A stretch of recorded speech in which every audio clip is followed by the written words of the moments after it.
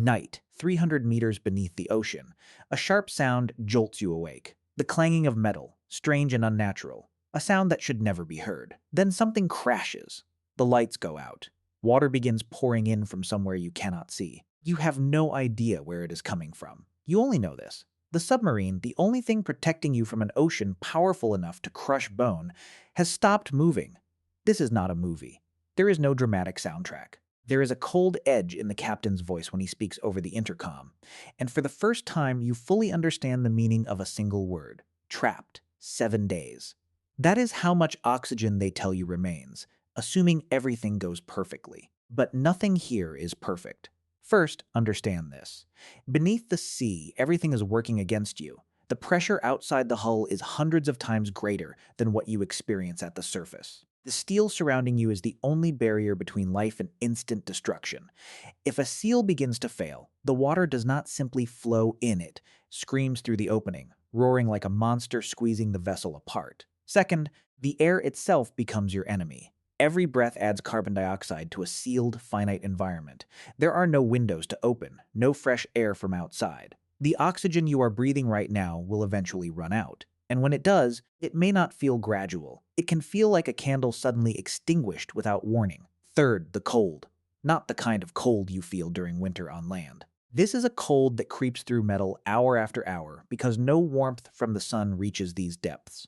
Your body begins burning energy simply to stay warm, and every bit of that energy is precious.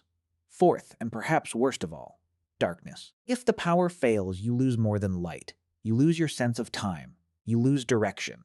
Within hours, you may no longer know whether it is morning or midnight. For the human mind, the absence of time is one of the fastest paths towards psychological collapse. This is the reality. You are not fighting a monster. You are fighting physics, chemistry, and your own mind. On the first day, fear remains quiet. By the second, it begins to spread. The first unexpected threat is seawater entering through damage in the hull. It is not just water. It is salty, freezing, and the moment it touches electrical systems, it can create toxic fumes. Chlorine gas released from damaged batteries does not smell like spoiled vegetables. It feels like knives in your throat, burning your eyes, and inside a confined space, a deadly concentration can build within minutes. Second, there is something nobody likes to discuss openly: fear of one another. Inside a narrow steel tube, there is no privacy, nowhere to escape when a crewmate begins crying uncontrollably or starts saying things that make no sense. The psychological pressure inside can become just as real as the water pressure outside.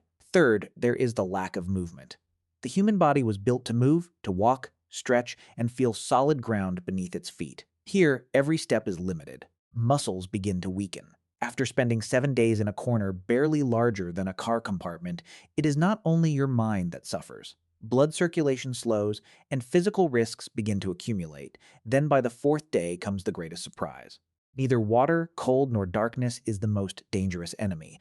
It is silence, no radio response, no signal from the surface. And within that silence, the human mind starts creating voices of its own: memories, fears, and unanswered questions. If the systems are still functioning, the first step is not action. It is restraint. The moment control is lost, rescue specialists are trained to stop, assess, and determine: where is the water entering? Where has pressure changed? Which compartment must be sealed immediately? Second, oxygen is not consumed carelessly. It is measured breath by breath. Elite crews are trained to eliminate unnecessary movement because every muscle that moves consumes oxygen that might buy everyone another hour or two. Third, cold must be managed with discipline.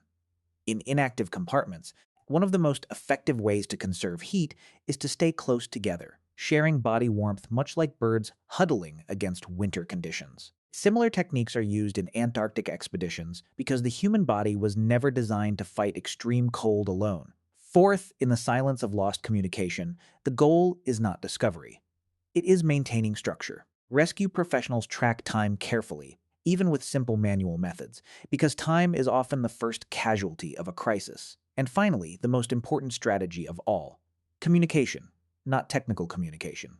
Emotional communication. The people who survive extreme confinement are not always the strongest. They are often the ones who talk, share their fears, and refuse to let others face their terror alone. Here is a truth that defies expectations. The people most likely to survive are not the strongest. They are the calmest, In real cases of underwater entrapment, survivors were rarely the ones who ran, shouted, or attempted immediate heroic action. They were the people who stayed composed, controlled their breathing, and measured time through mental discipline, while others exhausted precious oxygen through panic. Even more surprising, the greatest threat does not always come from flooding or failing batteries. It comes from the human mind. When everything else stops moving, silence can destroy sanity faster than any physical disaster. Many rescue accounts suggest that those who focused obsessively on hopelessness deteriorated first, while those who concentrated only on the next small task endured the longest. And here is another reality. Oxygen readings are not always perfect. Under extreme conditions, instruments can sometimes provide misleading information. Occasionally, there is more oxygen remaining than expected. Sometimes less. That is why professionals are trained not to rely solely on numbers, but also on their own condition. The rhythm of their breathing, the clarity of their thoughts, and the sharpness of their perception.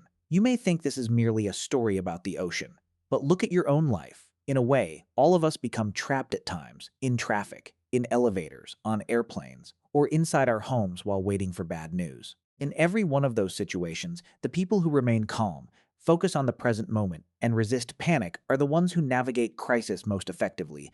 The oxygen inside a submarine is much like our time in life: limited, largely invisible, and easily wasted on unnecessary fear. And the silence experienced by those trapped beneath the sea is not so different from the silence we encounter late at night when our thoughts begin to spiral. The vast ocean outside the submarine is not unlike the vast uncertainty beyond the window of the human mind. So if someone asked you, could you survive 7 days trapped beneath the ocean without light, without certainty, without any guarantee that help is coming? The real answer would not depend on the strength of your body. It would depend on the strength of your mind, because in the depths of the ocean, as in the depths of any crisis, the first thing to sink is not the vessel, it is sanity. The question, then, is not whether you can fight the sea. It is whether you can fight your own fear long enough, and quietly enough, to hear the next right step.